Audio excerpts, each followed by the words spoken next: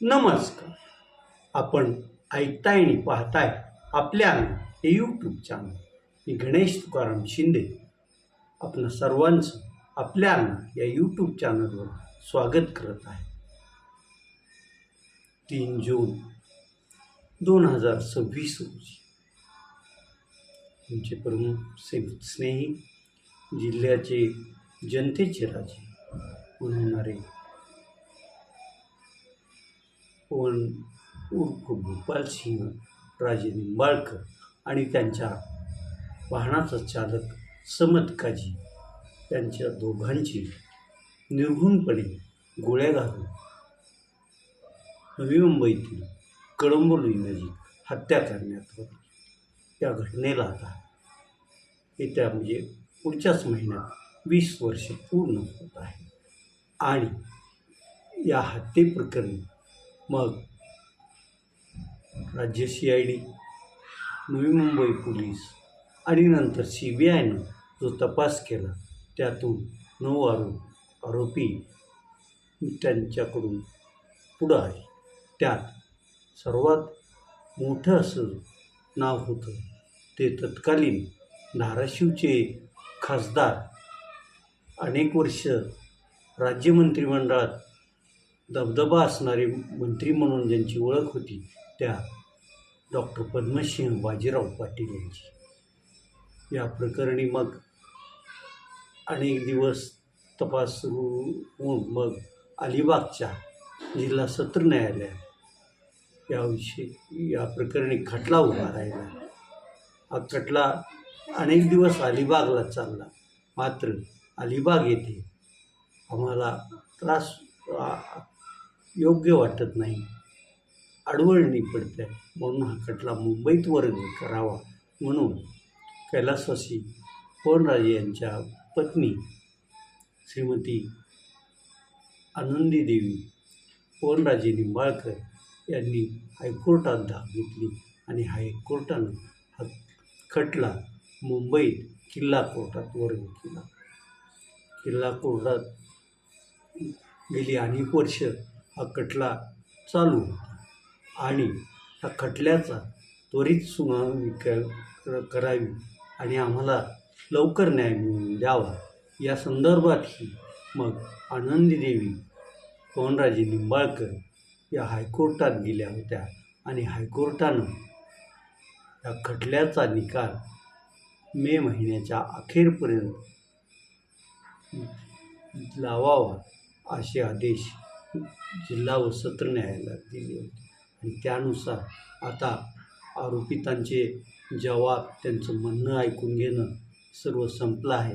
त्याच्यावर फिर्यादींच्या वकिलानेही आपलं म्हणणं मांडलं असून उद्या 14 मे रोजी किल्ला कोर्ट या दुहेरी खून खटल्याचा निकाल देणार असल्याचं किल्ला कोर्टानंच मागं जाहीर केलेलं आहे. आणि मग हा निकाल कसा लागणार, काय होणार याची जशी धाराशिव जिल्ह्यातील जनतेला उत्सुकता आहे तशीच उत्सुकता संपूर्ण महाराष्ट्रात आपण असणार आहे.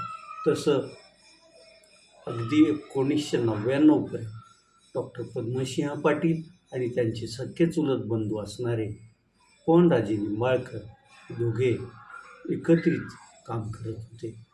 1990 ते अगदी थेट 1999च्या विधानसभा निवडणुकीपर्यंत डॉक्टर पद्मसिंह पाटील यांना मतदारसंघात येऊन प्रचारही करावा लागला नव्हता.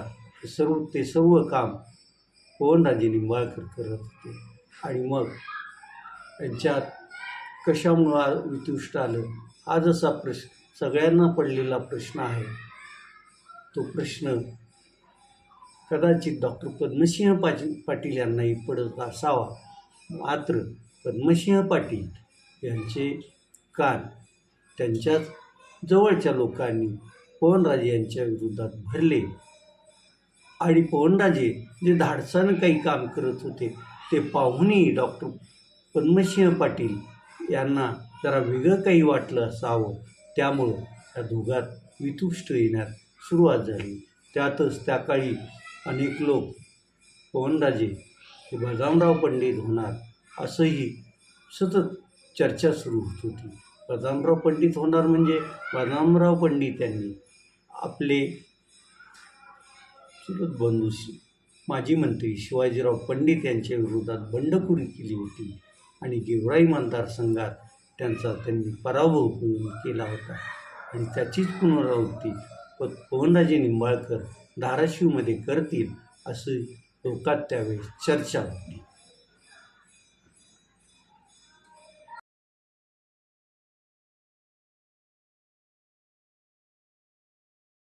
मग पुढं धाडसानं जे पवनराजे काही काम हे करतोय त्यात त्यांनी घेतलेली बार्शीची मिल जी की हायकोर्टाकडून त्यांनी ती खरेदी केली होती, तशीच एक जुनी कंपनी जिचं ठाणे आणि कुडाळमध्ये इमारत आणि जमीन होती तेही त्यांनी खरेदी केलं होतं. परंतु त्या खरेदीसाठी लागणारी रक्कम त्यांच्याकडं लवकर जमत नव्हती. मग त्यांनी त्यासाठी आपल्या या सख्या चुलत बंधूंना गळ घातली होती. सख्या चुलत बंधूंचे व्याही त्यांचा मुलगा यांनी त्या स्थळी जाऊन ती जमीन पण पाहणी केली होती आणि पैसे देण्याचा होकार दिला होता. परंतु अचानक काही फिसकटलं, त्यांनी पैसे दिले नाही. दरम्यान जिल्हा मध्यवर्ती सहकारी बँकेतलं होम ट्रेड्समध्ये गुंतवलेल्या पैशाचं प्रकरण पुढं आलं आणि ठाणे आणि कुडाळची जमीन पैसे वेळेत न भरल्यामुळं पवनराजे यांच्या ताब्यात येऊ शकले नाही आणि खरं मूळ या प्रकरणात असावं असं लोकांचं मत आहे. आता खरं काय खोटं काय हे पद्मसिंह पाटील आणि त्याला सचिव पवनराजे निंबाळकर यांनाच माहिती असावं. परंतु मग त्यातून गोष्ट सुरू झाली. पवनराजेंची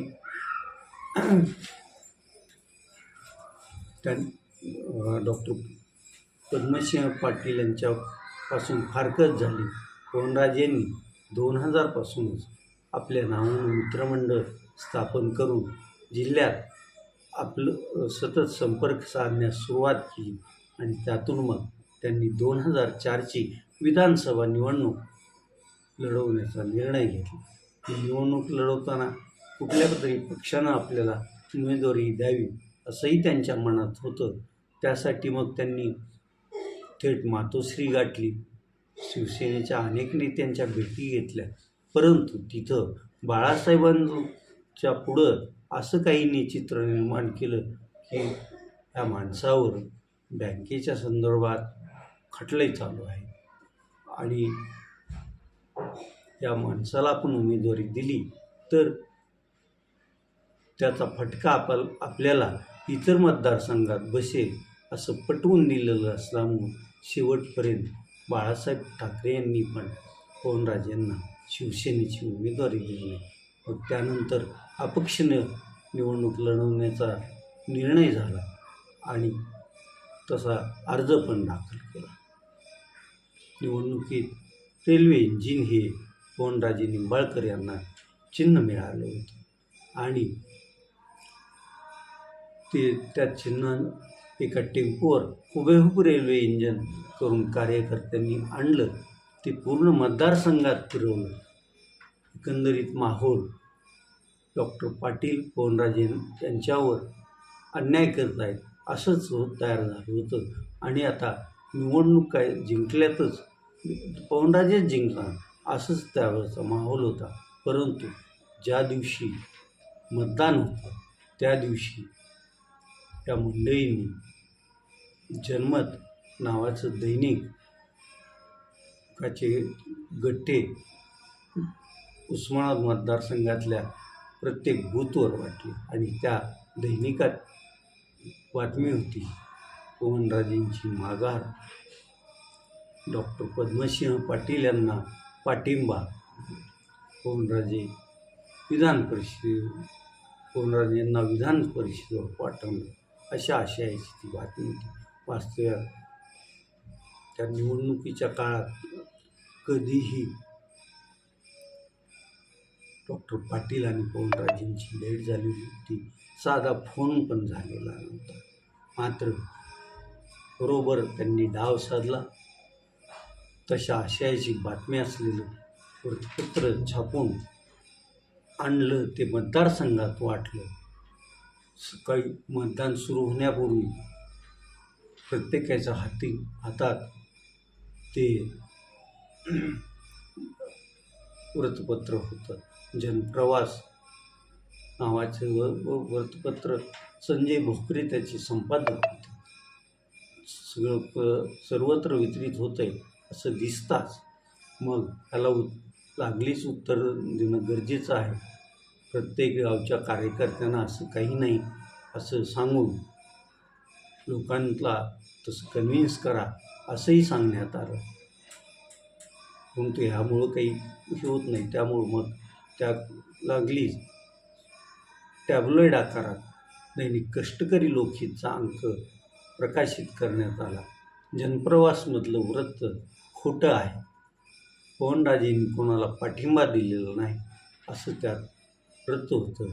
आणि हे टॅब्लॉइड आकाराचं वृत्तपत्र गावागावात वितरित करण्यात आलं. प्रचारकांच्या गाडीवर ते लावण्यात आलं होतं. मग त्यानंतर ज्यावेळेस मतमोजणी सुरू झाली, मतमोजणी ही आयुर्वेदिक महाविद्यालयाच्या ह्याच्यात सुरू होती. अगदी पहिल्या फेरीपासून डॉक्टर पाटील आणि पवनराजे यांच्यात अगदी चुरशीची लढत सुरूच होती. शेवटच्या 19व्या फेरीला तर चित्र असं निर्माण झालं होतं की पवनराजे निंबाळकर हे डॉक्टर पद्मसिंह पाटील यांच्यापेक्षा 1,500च्या पेक्षा अधिक मतानं आघाडीवर होते. मात्र ते वृत्त बाहेर येतात. अगदी राष्ट्रीय न्यूज चॅनल्सने ते पवनराजे आता जिंकणार अशाच आशयाच्या बातम्या तयार केल्या. मात्र 2 फेऱ्या म्हणजे 1.5 फेरी मतमोजणीची बाकी होती आणि त्या 1.5 फेरी घात झाला. हे फेरीत अपेक्षित असं पवनराजे यांना मतदान आलं नाही आणि अवघ्या 487 मतांनी पवनराजे यांचा पराभव झाला होता. हा पराभव पवनराजेंनी हसत खेळत स्वीकारला. परंतु आपल्याला निवडणुकीत एवढं पवनराजेंनी बेजार केलं ही खंत डॉक्टर पद्मसिंह पाटील आणि त्यांच्या सहकाऱ्यांना सतत सळत होती. आणि त्यातूनच मग पवनराजे यांची हत्या करण्याचा कट शिजला असावा. यासाठी मग पारसमल जैन, सतीश मंदाडे यांना नामसुपूर्द केलं गेलं असावं. यासाठी 25 लाख रुपयाची सुपारी देण्यात आल्याचंही तपासात पुढं आलेलं आहे. आणि मग पारसमल जैन आणि त्याच्या सहकार्याने सलग 2 वर्ष पवनराजे यांचा लातूर, तेरणा साखर कारखाना, गोवर्धनवाडी, धाराशिव शहरातील पवनराजे कॉम्प्लेक्स येथं त्यांची रेखी केली. आणि यातूनच मग ज्यावेळेस स्थानिक स्वराज्य संस्थेची विधान परिषदेची निवडणूक झाली, दिलीपराव देशमुख हे काँग्रेसचे उमेदवार म्हणून विजयी झाले. विजयी मिरवणुकीत पवनराजे थोडा काळ छत्रपती शिवाजी महाराज चौकात नाचले आणि त्यानंतर त्या संध्याकाळी ते काही कामानिमित्त मुंबईला गेले. जवळपास 8 ते 10 दिवस त्यांचा मुंबईतच मुक्काम राहिला. आणि ते ज्या दिवशी परत निघाले ते काहीतरी कामानिमित्त ठाण्याला गेले. ठाण्याहून मग एक्सप्रेसवेवर येण्यासाठी ठाण्याहून कळंबोली गाठली आणि कळंबोलीचा उड्डाणपूल चढत असतानाच त्यांचा घात झाला. तिथं कोणीतरी गाडीला हात दाखवला. त्यामुळं सुमत काजीनं गाडी थांबवली आणि गाडी थांबताच पवनराजे यांच्यावर बेछूट गोळीबार करण्यात आला. त्यातली एक गोळी त्यांच्या वर्मी लागली आणि ते तिथेच प्राण गेले. समद काझी त्याने आपल्याला, मारेकऱ्यांनी समद काझीनं आपल्याला पाहिलं आहे आणि तो आपली ओळख पटवू शकतो म्हणून त्या मारेकऱ्यांनी काही संबंध नसलेला, फक्त पवनराजेच्या गाडीचा चालक आहे म्हणून समद काझीला पण तिथंच ठार मारलं. तर असं हे हत्याकांड घडलं होतं. तिकडं घडलं. टी व्ही चॅनलवर ब्रेकिंग न्यूज, पवनराजेची हत्या यायला सुरुवात झाली आणि धाराशिव जिल्ह्यात एकच खळबळ आहे. धाराशिव शहरात तर सायंकाळी 5-6च्या दरम्यान जाळपोळीच्या पण घटना घडल्या. मात्र मग पवनराजे यांच्या समर्थकांनी लोकांना शांत राहण्याचं आवाहन केलं. अनेकांनी मुंबईकडं कूच केली आणि कळंबोलीहून पार्थिव बार्शी मार्गे गोरधनवाडीत आणण्यात आलं होतं आणि हे पार्थिव आणताना अगदी थेट कळंबोलीपासून ते गोवर्धनवाडीपर्यंत डॉक्टर पद्मसिंह पाटील, त्यांचे चिरंजीव राणा जगजितसिंह पाटील पण सोबतच होते. याच्यावरून त्यांनी आपल्यावर काही बालंट येऊ नये, आपल्याकडं लोकांनी उंगली निर्देश करू नये म्हणूनच ही सोबत पार्थिवाची त्यांनी केली असावी असं लोकांचं त्यावेळी म्हणणं होतं. शेवटी अंत्यविधीच्या वेळी ज्यावेळेस घरचे लोक पद्मसिंह पाटील आणि त्यांच्या चिरंजीवावर संतप्त झाले, त्यावेळेस मग त्यांनी तिथून काढता पाय घेतला होता.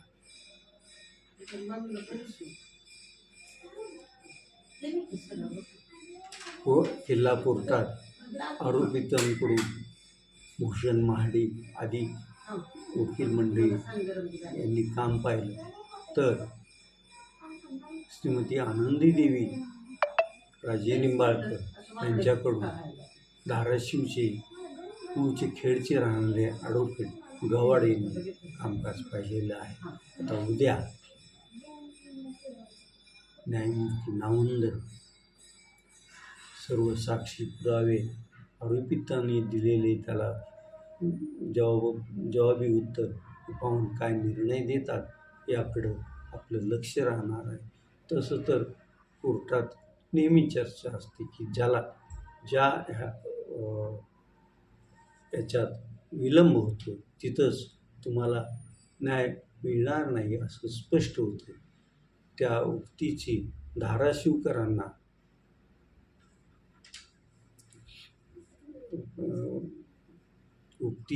धाराशिवकरांना ही होऊ नये एवढीच अपेक्षा. आणि उद्या न्यायमूर्ती नावंदर यांनी पवनराजेंच्या आत्म्यास शांतता लाभावी असाच निकाल द्यावा अशीच समस्त धाराशिवकरांची आशा आहे, अपेक्षा आहे. बघूया आता उद्या काही निकाल लागला तरी समजा आरोपी दोषी ठरवले गेले तरी ते त्यांच्या विरोधात निकाल गेल्यामुळं उच्च न्यायालयात जातील. आणि समजा काही आरोपी दोषी ठरवले आणि काही निर्दोष ठरवले गेले तरीही पवनराजे निंबाळकर यांच्या बाजूची मंडळी ही पण हायकोर्टात जाणार हे निश्चितच असणार आहे. त्यामुळं पवनराजे निंबाळकर आणि समद काझी यांच्या आत्म्याला कधी आणि केव्हा खऱ्या अर्थानं शांती लाभणार हाच प्रश्न असणार आहे. कालपासूनच धाराशिव जिल्हा आणि धाराशिवच्या परिसरात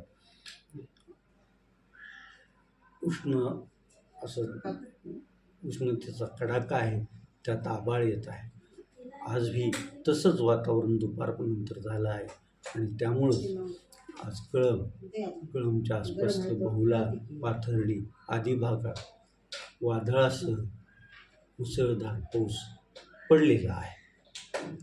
हा पाऊस जर बराच वेळ पडला असेल तर नागरिकांना उकाड्यापासून मुक्तता मिळेल एवढं ठीक.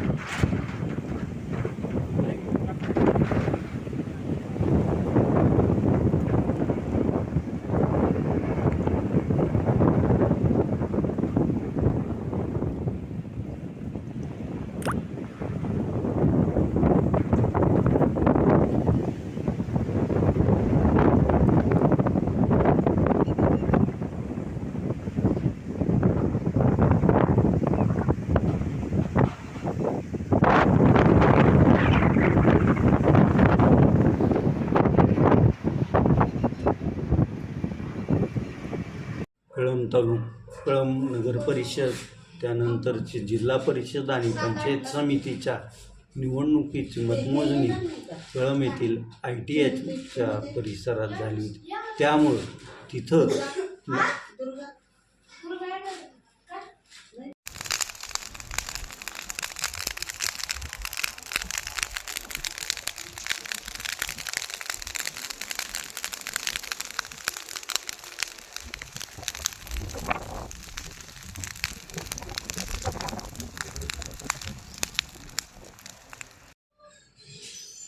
मतमोजणीसाठी आलेल्या कार्यकर्त्यांसाठी फिरतं शौचालय आणि वाहन तिथंच ITIच्या प्रांगणात होतं. आज त्याला दुपारी 12च्या दरम्यान अचानक आग लागली आणि ते फिरतं शौचालय जळून खाक झालेलं आहे. ही आग कशामुळे झाली, काय कारण, याचा शोध आता पुढं होत राहील. मात्र ही दुर्घटना घडली आहे एवढं मात्र खरं. आज संध्याकाळी 7:30 वाजता टाटा IPL T20 स्पर्धेत बंगळुरू आणि कोलकाता नाईट रायडर्स या 2 माजी IPL विजेत्या संघात सामना रंगणार आहे. या सामन्यात जर बंगळुरूनं कोलकात्यावर मात केली तर बंगळुरू गुणतालिकेत उद्या टॉपवर आपल्याला दिसेल.